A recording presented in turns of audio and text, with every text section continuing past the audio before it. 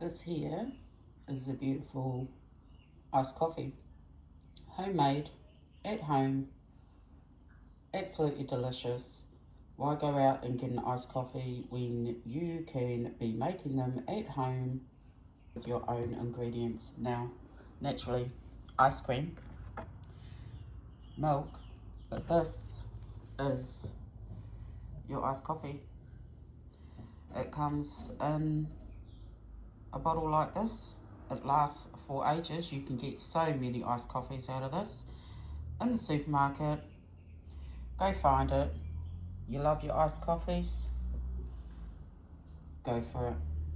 I literally just put it in a 1 litre, which is gone because between me and my husband.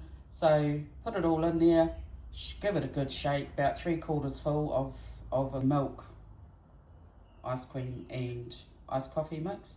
Give it a good shake and there you go. Beautiful.